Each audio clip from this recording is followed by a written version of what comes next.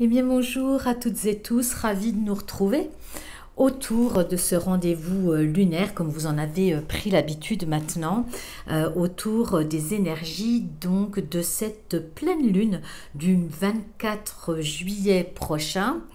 La lune sera dans le signe du Verseau en opposition avec le soleil qui lui sera dans le signe du Lion. Bonjour et bienvenue à vous, je suis Stéphanie Renaud du site stéphanierenaud.com et nous allons parler de quelques aspects du ciel, d'astrologie, de la numérologie également et puis un tirage de cartes d'oracle qui va venir, pourquoi pas, appuyer ce qui aura été ressenti et transmis. J'espère que vous allez bien dans cette période particulière d'été qui n'est pas tout à fait un été habituel de par les températures et bien les conditions météo et puis évidemment comme on le sait les conditions que nous traversons toutes et tous depuis 2020 maintenant concernant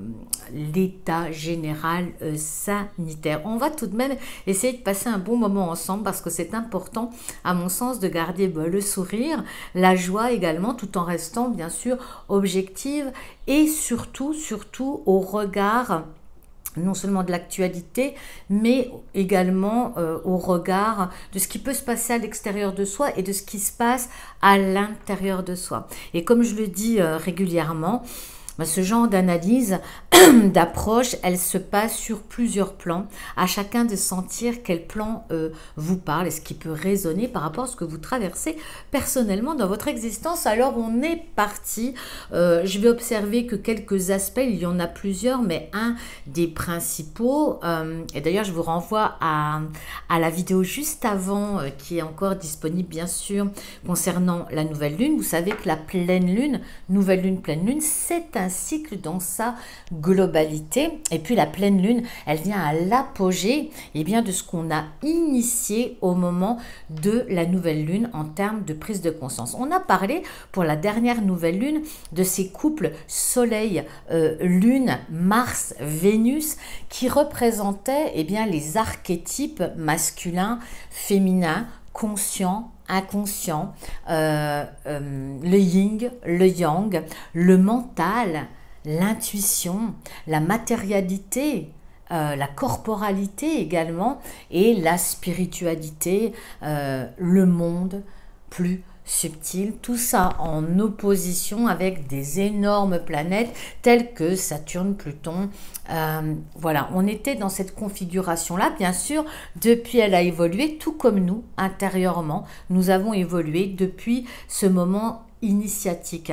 Pour moi, chaque cycle lunaire est un moment initiatique si on sait tendre l'oreille et essayer d'écouter également ce qui nous traverse dans ces périodes particulières de cycle lunaire. Alors, qu'est-ce qui a bougé dans le ciel? Bon, alors la première chose, effectivement, c'est qu'on est sur une pleine lune, on est sur une opposition, comme dans toutes les pleines lunes, entre soleil et lune. La lune se trouve dans le signe du Verseau, alors que le soleil, lui, se trouve en opposition dans le signe du Lion. On en a parlé de ce signe du Lion, justement, pour la dernière nouvelle lune, le signe de la personnalité, de l'ego également, mais pas seulement, c'est aussi un signe très chaleureux, amical, convivial, c'est aussi, quand on le regarde d'un autre aspect, c'est aussi le rayonnement. Et on a beaucoup parlé en relation avec la planète Neptune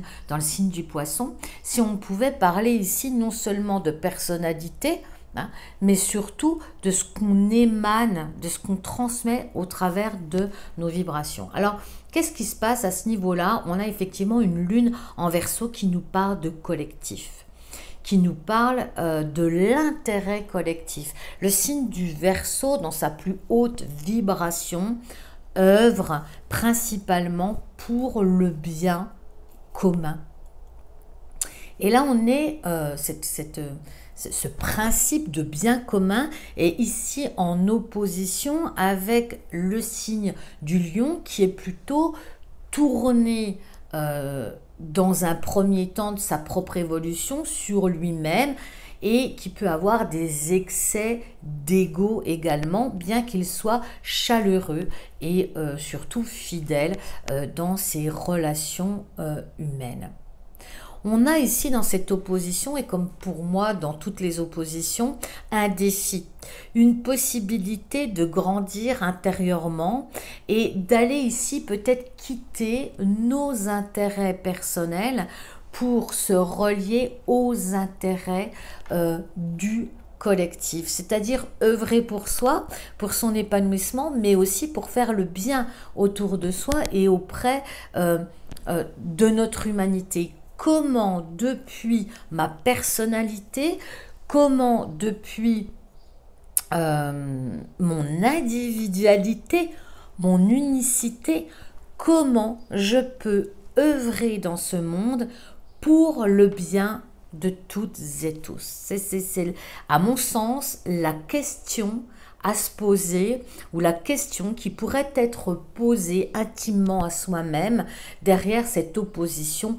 Lune-Soleil, qui, je le répète, Lune dans le signe du Verseau et le Soleil dans le signe du Lion. Si on continue un tout petit peu cette interprétation, on va pouvoir regarder également ici que ce soleil qui est en Lion, à la toute fin du Lion, si on regarde le deuxième couple qu'on a vu également lors de la nouvelle lune, eh bien Mars est à la fin du signe du Lion, il est resté dans le Lion, alors que Vénus, elle, la partie plutôt intuitive, la partie plutôt réceptivité, la partie féminine est passée, elle, au tout début du signe de la Vierge. Mars représente le guerrier de lumière, la mise en action, le passage à l'action, l'individualité aussi. Quand je dis le guerrier de lumière, c'est revendiquer son individualité, sa personnalité et le mettre en action, puisque Mars se trouve dans le Lion.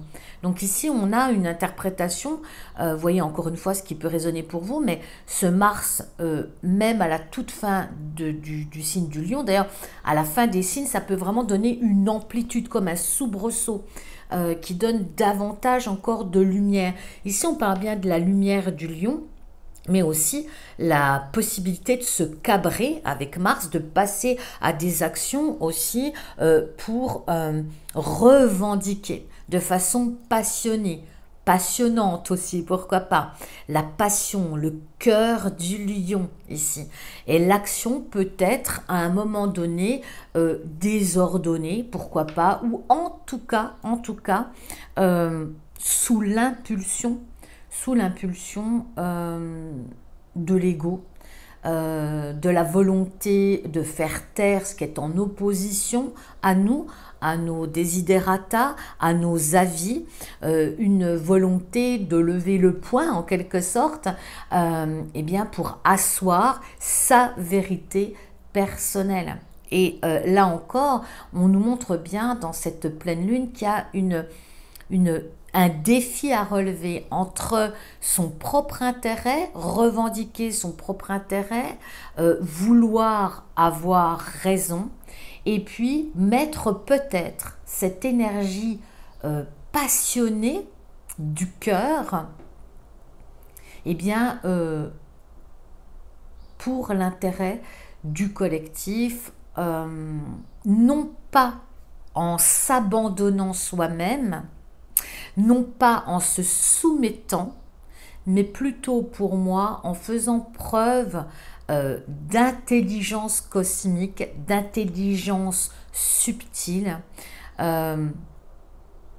pour contribuer de notre façon, à notre manière, au bien du clan, au bien de la race humaine, mais aussi de tout le vivant sur cette planète. Il va y avoir dans cette confrontation, cette opposition, c'est une confrontation entre ce que je veux moi, ce que je veux pour moi, et ce qui peut servir le collectif. comment je peux contribuer à ce que nos enfants, nos successeurs aient un avenir radieux? Comment je peux contribuer à ce que notre planète Terre puisse être sauvée des innombrables dégâts écologiques qu'on peut constater depuis de nombreuses années? Est-ce que je vais suivre uniquement mes besoins personnels, ou est-ce que j'ai une capacité à entendre mes besoins, mais à les rendre conjoints, à les rendre actifs et bénéfiques, non seulement pour moi, mais aussi pour les autres? Alors, c'est autant de questions que je vais laisser en suspens, où chacun trouvera finalement sa propre réponse et laisser peut-être émerger au moment de cette pleine lune du 24 juillet prochain, eh bien, en quelque sorte, quelles sont les réponses,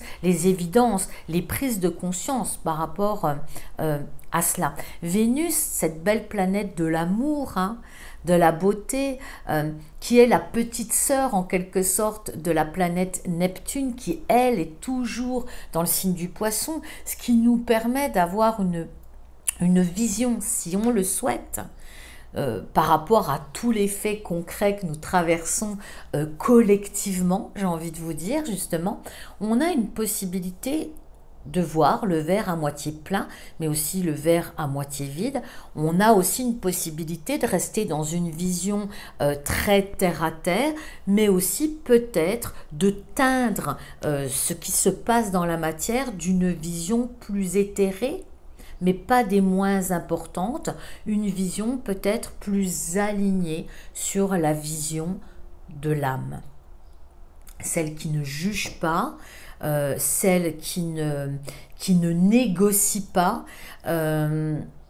celle qui est dans une vision globale de la situation, c'est-à-dire une situation qui englobe non seulement nos intérêts propres et personnels, mais aussi l'intérêt de l'humanité et de nos conjoints, de nos enfants, des personnes qui nous entourent, des personnes fragiles de la population, des personnes démunies de la population également. C'est mettre notre force, avec Mars en Lion, c'est mettre notre force, notre capacité de mise en action pour le bien d'autrui, et pas uniquement pour notre personnalité. Et tout ce cycle-là nous amène à quitter les embruns de ce qui est tourné vers soi, vers plutôt l'utilisation d'une énergie qui va être non plus centrifuge, mais tournée vers l'extérieur. Et on a beaucoup de chance d'avoir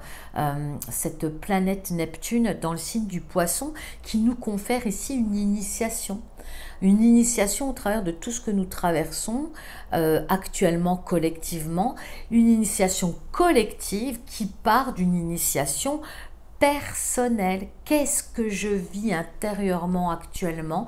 Comment je peux tirer parti, tirer avantage, tirer une guérison, une compréhension, une prise de conscience de tout ce qui nous traverse actuellement au niveau planétaire?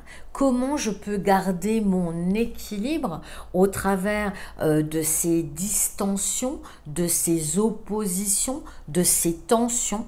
Comment est-ce que moi je peux garder mon centre intérieur? Parce qu'on voit bien actuellement qu'on assiste à une distorsion, une opposition des opinions des personnes pour et contre cette situation, les situations actuelles, pour certainement de très bonnes raisons, mais on voit bien qu'il y a ici deux clans qui cherchent à s'affirmer, et on n'est plus du tout dans l'intérêt commun finalement, on est plutôt dans l'intérêt de nos opinions.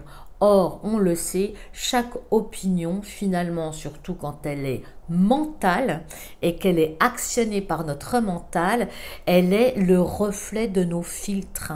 Elle est le reflet de nos croyances ou de nos non-croyances. Elles sont le reflet de nos limitations de pensée, en reliance avec nos expériences de vie. Il est certain que dans une situation globale où il y a opposition, eh ben, on peut créer des conflits, mais ces conflits sont-ils dans l'intérêt commun? Est-ce que ces conflits, est-ce que être tiraillé dans ces prises de pouvoir, j'ai raison, tu as tort, il a tort, j'ai raison, etc. Est-ce qu'on va dans le sens de l'intérêt commun? Vous voyez, j'ai plein de questions à vous poser aujourd'hui, hein, finalement, et c'est des questions qui restent en suspens pour justement étayer évidemment chacun pour soi notre réflexion. Ici, il n'y a aucune prise de position de ma part. Je dirais plutôt que pour moi, le sens commun prime aujourd'hui par rapport à l'individualisme. Et je pèse mes mots, l'individualisme. Hein, on quitte cette essence, cette énergie de l'individualisme pour aller dans la groupéité avec effectivement les énergies de ce Verseau, les énergies de l'ère du Verseau. Et cette pleine lune, avec la lune en Verseau, la lune, c'est quand même tout notre inconscient. Eh bien, ce sont des rappels, ce sont des initiations, des préparations, à mon sens. Hein. Voyez encore une fois ce qui vous parle, de plonger dans cette ère du Verseau, encore une fois, qui parle de nous. Et qui ne parle pas uniquement de moi, qui parle de nous ensemble.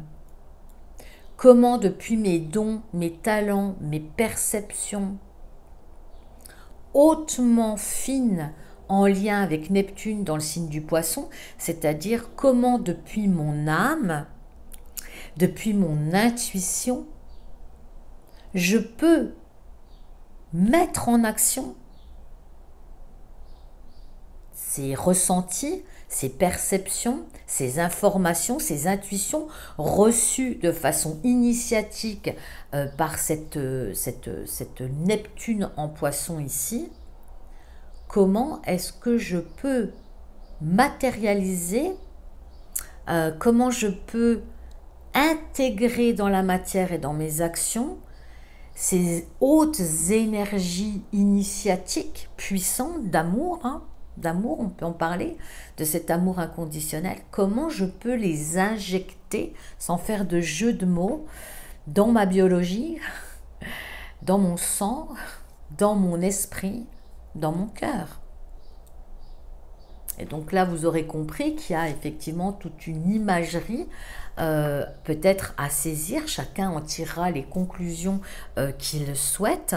Mais on a peut-être une possibilité ici, en tout cas comme toujours dans la vie, de voir le verre à moitié plein plutôt que le verre à moitié vide. Et d'en tirer peut-être non pas une leçon, mais une possibilité de nous aguerrir de comportements, d'état d'esprit, d'état d'être, d'état d'âme qui n'ont plus lieu d'être aujourd'hui. Qui puisait, tout est une question d'esprit, de force du mental.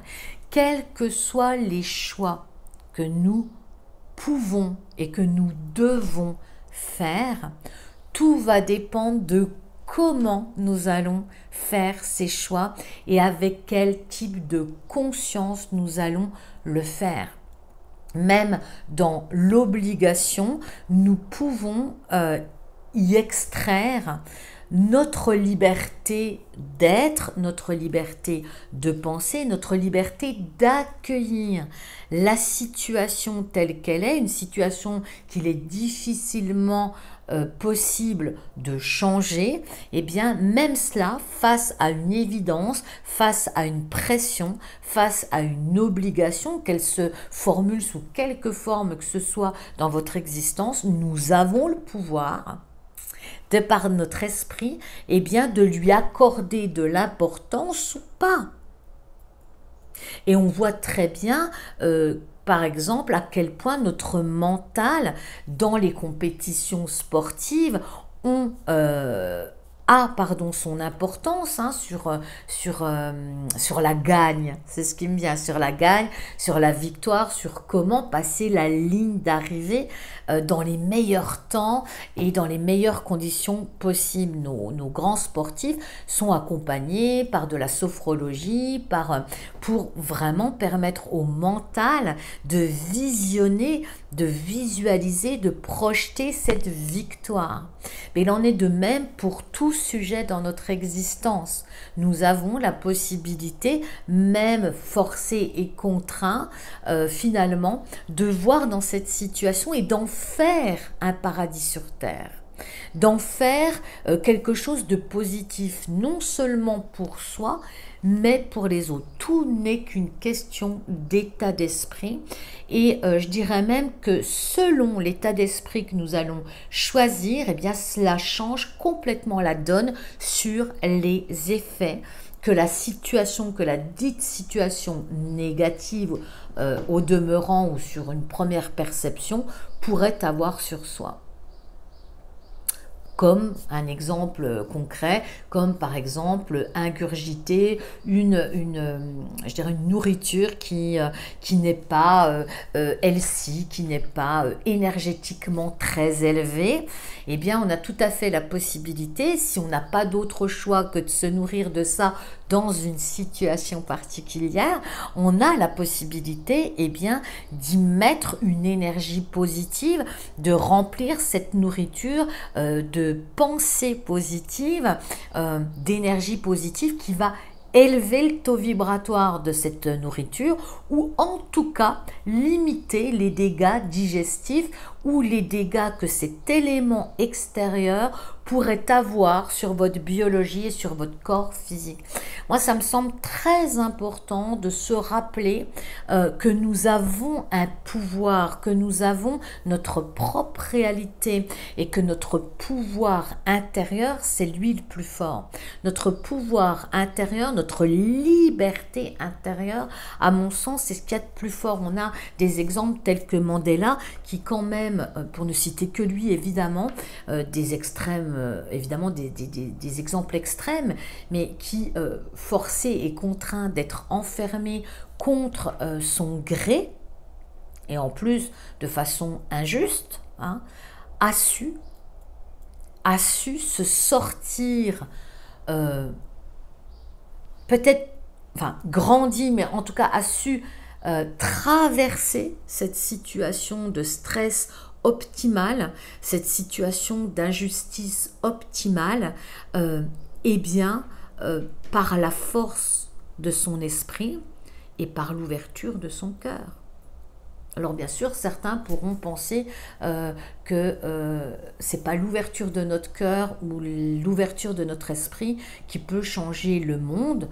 Soit chacun évidemment son opinion, mais je ne suis pas sûre non plus, et ça c'est encore une interrogation, que les combats, les luttes par la force, par l'opposition à d'autres, trouvent exactement une solution totalement alignée et profitable à tous. Dans le combat, dans la lutte, il y a des pertes. Et souvent, les pertes, eh bien, ce sont les plus faibles, les moins solides, les plus influençables, les plus souffrants, qui écopent malheureusement des dégâts collatéraux. Voilà, donc encore une fois, chacun verra sa source d'intuition et d'inspiration par rapport à ce qu'il vit intérieurement, où se place votre capacité à faire des choix, peut-être pas ceux que vous auriez fait initialement, mais ne nous sommes-nous pas faits pour réévaluer notre posture intérieure en fonction de l'état général des choses. Hein. Ne dit-on pas qu'il n'y a que les imbéciles qui ne changent pas d'avis? Là encore, la question se pose, est-ce que je n'ai pas la capacité non seulement de changer peut-être pas de point de vue, mais d'adapter. Je parlerai ici d'adaptabilité et pas d'adaptation. L'adaptation, c'est peut-être se couper d'une partie de soi pour être aimé, pour être reconnu, pour être accepté d'un clan. L'adaptabilité, pour moi, c'est une force énorme. C'est ce qui fait que nous sommes vivants. C'est le sens de l'adaptabilité qu'a chaque être vivant qui fait que notre humanité est ce qu'elle est aujourd'hui. Sans ce sens de l'adaptabilité, l'humanité n'aurait très certainement pas pu se développer et elle aurait très certainement aurait été tuée dans l'œuf, j'ai envie de dire, sans ce sens de l'adaptabilité. Pour moi, c'est une grande force de savoir s'adapter aux situations qui se posent devant nous. Certes, cela nous oblige à revoir notre posture, notre façon d'être, de penser. Et encore une fois, par rapport à ce qu'il est posé dans le ciel là, Vénus, qui est quand même une planète d'amour, hein, de délicatesse aussi, vous voyez, de délicatesse, de subtilité et de beauté, qui rentre dans le signe de la Vierge, où la Vierge, elle, voit les choses aussi dans sa subtilité, dans le détail. La Vierge est aussi en reliance avec la santé, avec le soin à autrui, avec la thérapie, l'auto-guérison également, je parlerai ici. Eh bien, cette Vénus qui, un temps, a collaborer avec ce Mars, c'est-à-dire avec son opposé masculin, hein, ne faisant qu'un dans cette dernière nouvelle lune, nos opposés ne faisant qu'un. Si vous avez suivi cette initiation de pouvoir créer l'unité à l'intérieur de vous dans toutes vos facettes, hein. On peut très bien sur un sujet être pour et contre à la fois, pour diverses raisons, avec des arguments tout à fait probants dans les deux cas. L'idée de la nouvelle lune et de ce cycle qui a été initié, c'était bien de créer une individualité, une unité, créer dans ses opposés le troisième élément. Il n'y a plus deux éléments, masculin, féminin, parce que pour qu'il y ait une opposition, il faut qu'il y ait deux éléments. Et ici, dans cette unification des deux éléments, on crée un troisième élément. On parle de créativité, on parle de nouvelle génération, on parle de 2.0, on parle d'une autre façon d'être. Et c'est là qu'on peut sentir l'initiation que nous crée, que nous amène actuellement les astres, les énergies actuelles par rapport à tout ce que nous vivons, nous traversons concrètement dans la matière. Est-ce qu'on n'a pas une possibilité d'aller glaner, d'aller cueillir au niveau de Neptune en Poisson, eh bien, une explication qui peut être tangible, mais qui est vécue depuis une vision globale et plus lumineuse qui s'appelle l'âme. Et Vénus qui rentre dans ce signe de la Vierge nous parle de santé, nous parle de regarder les choses dans le détail. Et ce qui peut être intéressant, c'est de voir cette lune noire en Gémeaux, hein, qui fait carré à cette opposition à nouveau. Ici, la lune noire nous parle de ce qui est caché. La lune noire nous parle de ce qui est non conscientisé. Et elle est dans le signe du Gémeaux. Ici, on va peut-être apprendre des choses, on a peut-être la possibilité d'exprimer des choses cachées, ou en tout cas d'aller vers une prise de conscience aussi. Et c'est vrai, j'ai très envie de dire, il n'y a que les imbéciles qui ne changent pas la vie, même si on est rattaché en conscience à des convictions, il est peut-être utile de savoir se laisser porter par la vie à un moment donné, d'accepter que les données et les repères changent. Et encore une fois, je parlerai ici d'adaptabilité, s'adapter aux circonstances extérieures pour les faire siennes.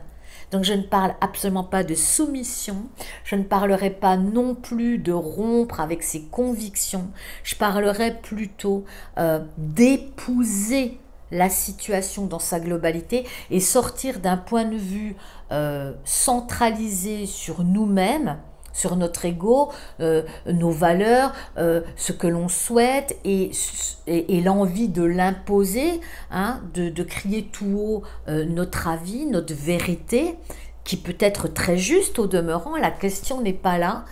En revanche, est-ce qu'on n'a pas intérêt à revisiter le souhait d'imposer sa propre vérité, de prendre un tout petit peu plus de recul et d'observer dans sa globalité la situation, encore une fois, au regard de tous les dégâts collatéraux que notre décision, je dirais, que nous prenons dans le sens de prôner notre vérité, prôner notre individualité, notre liberté, peut avoir sur l'ensemble du collectif.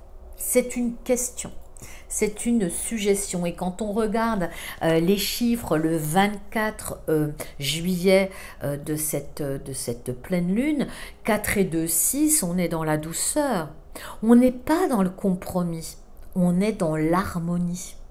Pour moi, il y a une nette différence entre le compromis et l'harmonie. Hein. Créer une harmonie, un compromis, c'est abandonner une partie de soi au bénéfice d'une autre partie, d'autre chose, hors de soi. L'harmonie, c'est une globalité. On enveloppe et notre bien-être et celui des autres. Et puis, il y a beaucoup de féminité dans ce 6, il y a beaucoup de douceur, de féminité et d'intuition dans le 6. Et je reviens à nouveau à cette posture de notre Neptune en Poisson qui est là pendant des semaines et des mois durant et qui vient nous initier. Tout comme Jupiter a fait ce passage, on en a déjà parlé dans les émissions passées, entre le Verseau et le Poisson, est passé en rétrogradation, retourne dans le Verseau pour mieux revenir dans le Poisson en 2022. On a des choses à apprendre. Soyons humbles. Nous avons toutes et tous des choses à apprendre, des choses à comprendre, des choses à conscientiser.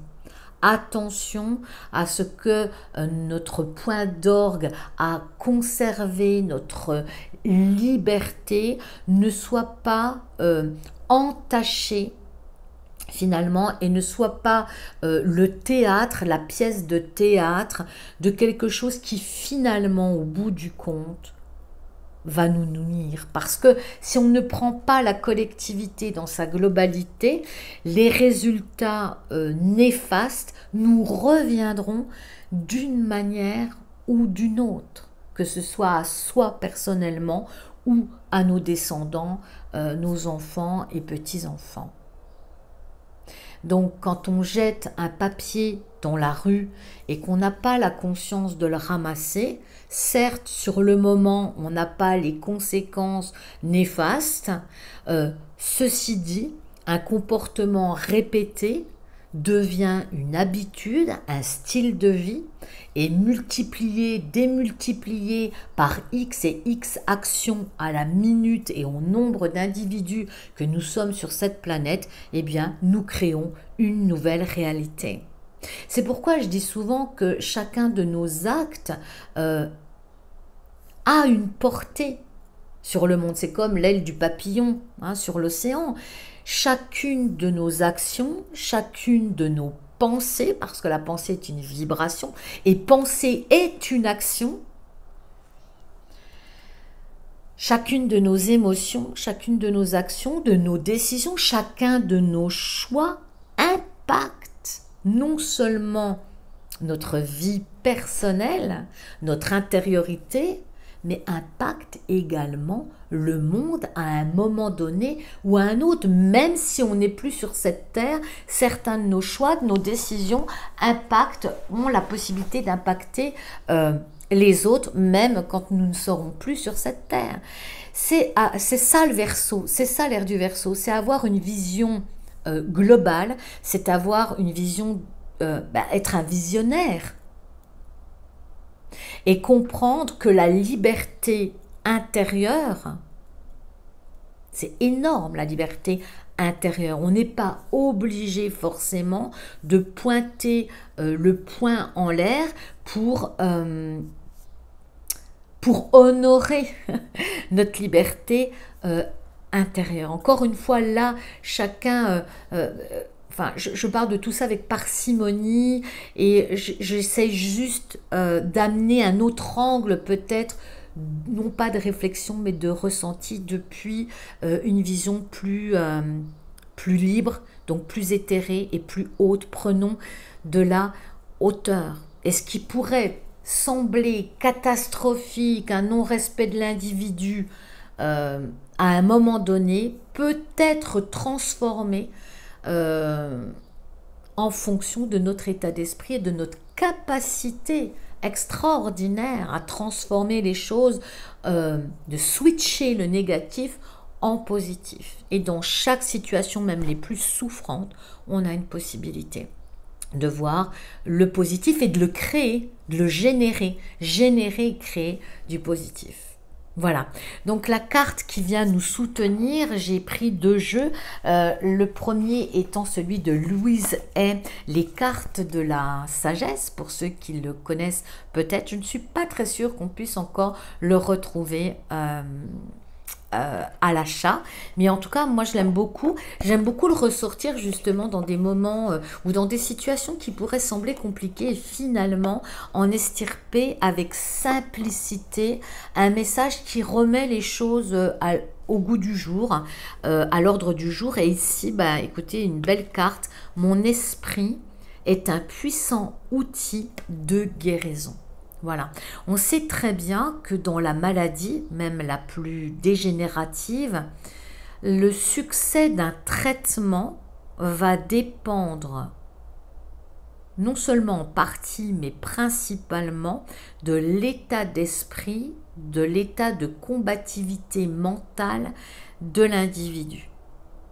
C'est prouvé scientifiquement, la résurrection de la chair, de la cellule, est en lien avec nos types de pensée. Notre esprit, ne nous leurrons pas dans l'illusion, notre esprit a une force extraordinaire. Donc ici, chaque maladie me cache une leçon à apprendre. N'avons-nous pas ici une possibilité de nous comprendre un peu plus malgré les apparences trompeuses ou pas? Quoi qu'il en soit, il y a une possibilité pour nous là de préserver notre équilibre intérieur en harmonisant nos besoins avec ceux du collectif. Voilà, j'espère que le message pourra être entendu. On parlait ici dans le jeu de l'oracle de la paix de Tony Carmine Salerno, toujours des illustrations magnifiques. On parle ici de prise de conscience. Ne nous privons pas de faire des prises de conscience essentielles. Est-ce qu'on n'a pas ici, justement, dans la prise de conscience, utilisons les énergies de Neptune pour aborder certaines situations, qu'elles soient personnelles, dans votre vie personnelle, mais aussi globale et collective, avec un autre axe de compréhension, un autre axe de conscience. Il y a des choses là à ressentir et à comprendre qui dépassent l'entendement du mental et qui dépassent aussi nos croyances restrictives pures. Il y a peut-être là, si tant est qu'on puisse accorder de l'importance au fait qu'il n'y a jamais de hasard, qu'est-ce que ce que nous vivons d'un point de vue mondial actuellement vient nous enseigner ? mais vient nous enseigner pour le bien de tous, pas uniquement pour notre propre intérêt. Et puis, je finirai avec une carte proposée par l'oracle, le murmure de Ganesh, avec Angela Hartfield. J'aime beaucoup aussi cet oracle. Ganesh, qui est une figure dans la mythologie hindoue, qui est une déité que l'on invoque, que les hindous invoquent et que vous pouvez invoquer, Ganesh. Il y a des chants magnifiques que vous trouverez sur YouTube pour la joie, pour remonter notre taux vibratoire, pour rentrer dans la joie, et demander à Ganesh aussi eh bien, de libérer sur notre passage les obstacles que nous pouvons rencontrer à la réalisation de nous-mêmes. Et ici, Ganesh, cette magnifique carte de Ganesh, nous parle ici de sincérité. Avec le chakra de la gorge, on est dans les tonalités bleutées. Je vous laisse vous inspirer de la carte de Ganesh. Ganesha, qui nous permet de dépasser les obstacles, de balayer sur notre route tout ce qui fait obstacle à notre compréhension ici supérieure. Le chakra de la gorge étant une porte d'entrée dans les champs de conscience supérieure.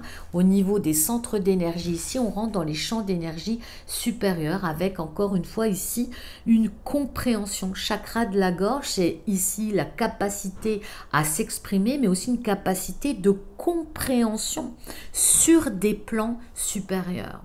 En tout cas, c'est l'invitation de ma proposition d'aujourd'hui. J'espère que cette proposition a pu vous ouvrir des portes, en tout cas de largesse d'esprit, de compréhension, de ressenti nouveau. En tout cas, c'est tout ce que je vous souhaite, de laisser émerger lors de cette pleine lune ici en Verseau, eh bien de laisser émerger en vous cette initiation de Neptune en Poisson vers une version nouvelle de ce que vous pouvez traverser, de nouveaux encodages, une vision nouvelle, une version nouvelle de ce qui est, certes, mais ce qui est et qui ne peut pas changer dans l'immédiat. Est-ce que nous n'avons pas là une possibilité d'accéder à un champ de conscience, à une perception différente et nouvelle de ce qui est. En tout cas, c'est tout ce que je nous souhaite à toutes et tous dans cette période-là. Je vais vous souhaiter également un bel été et puis on va pouvoir se retrouver, pour ceux qui le souhaitent, sur mon site stéphanierenaud.com avec des nouveautés qui arrivent pour la rentrée. Et en tout cas, pour la rentrée, dans mon actualité, eh bien, on réouvre les portes de l'entrepreneuriat conscient pour toutes les personnes accompagnantes, thérapeutes, coach et pourquoi pas artistes et créateurs. Nous ouvrons à nouveau les portes pour 3 mois de cheminement ensemble vers un positionnement, une vision plus éclairée de votre projet, de sa mise en action, de l'expansion de votre activité en tant que thérapeute dans votre bien-être, dans votre propre épanouissement personnel, mais aussi pour l'épanouissement de toutes les personnes qui viennent à vous, vos clients et vos patients. En tout cas, vous pourrez retrouver tout ça sur mon site. Et puis, on peut se retrouver aussi sur ma page Facebook et sur Instagram. J'aime beaucoup être sur Instagram. Je prévois d'ailleurs de nouveaux directs. Et puis, on va aussi lancer un prochain direct sur Instagram le 20 juillet prochain, eh bien avec des thérapeutes, avec des entrepreneurs nouvelle génération pour parler de l'impact que nous pouvons avoir dans le monde, un impact positif.